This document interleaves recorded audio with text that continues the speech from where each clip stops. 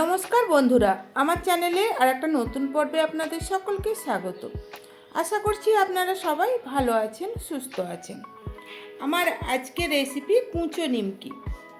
সন্ধ্যায় চায়ের সঙ্গে এই নিমকি খেতে দারুণ লাগে।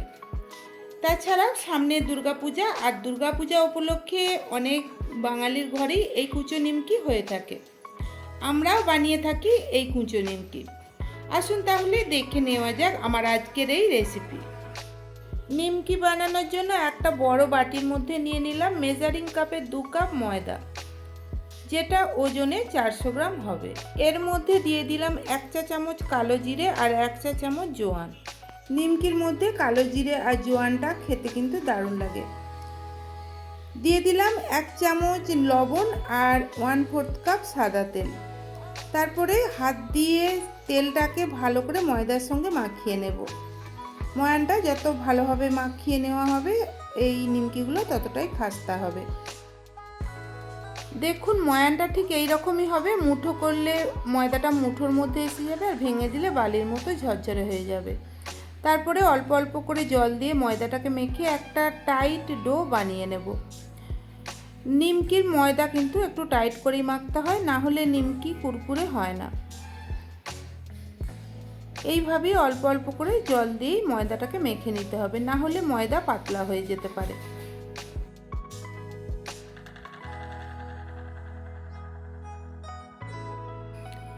দেখুন ময়দাটা আমার খুব শক্ত করে মেখে নেওয়া হয়ে গেছে।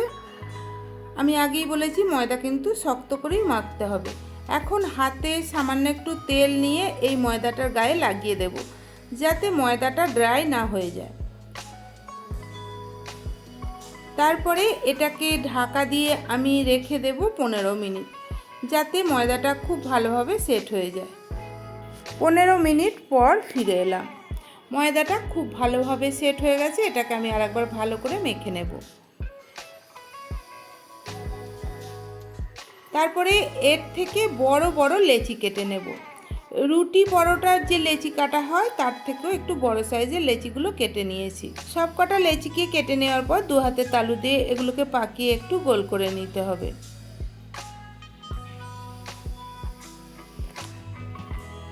দেখুন সব কটা লেচিকে গোল করে নেওয়া হয়ে গেছে। এইবার এগুলোকে বেলে নেব। তার জন্য কিচেন স্ল্যাবটাকে একটু পরিষ্কার করে নিলাম, কেননা এই স্ল্যাবের উপরই আমি এই রুটিগুলোকে বেলে নেব। সামান্য একটু তেল দিয়ে দিলাম, আর এদিকে বেলুনটার উপরেও একটু তেল লাগিয়ে নিলাম। তারপরে একটা লেচি নিয়ে এইভাবে একটু বড় সাইজ করে বেলে নিতে হবে।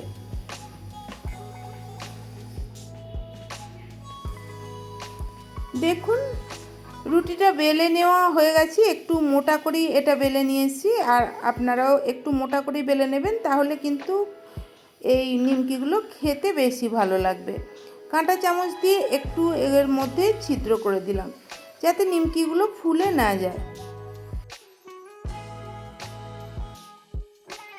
এখন একটা ছুরির সাহায্যে এই রুটিটাকে বরফি শেপে কেটে নেব। আপনারা চাইলে চৌকো কিংবা অন্য কোনো শেপেও কেটে নিতে পারেন।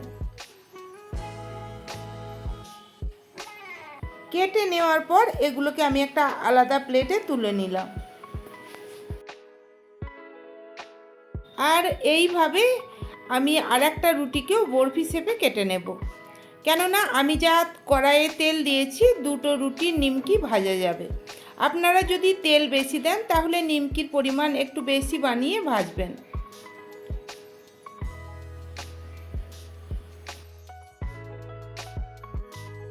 এইবার এগুলোকে ভেজে নেব। তার জন্য কড়াইয়ে আগে থেকে তেল গরম করতে বসিয়ে দিয়েছিলাম, আর তেলটা গরম হয়ে গেছে। আমি গ্যাসের ফ্লেমটাকে একেবারে লো করে দিয়ে নিমকিগুলোকে তেলের মধ্যে খুব সাবধানে দিয়ে দিলাম। একটু সাবধানে দেবেন, না হলে তেল ছিটিয়ে গায়ে আসতে পারে। এখন লো ফ্লেমে এইগুলোকে নাড়াচাড়া করে একটু লাল লাল করে ভেজে নিতে হবে।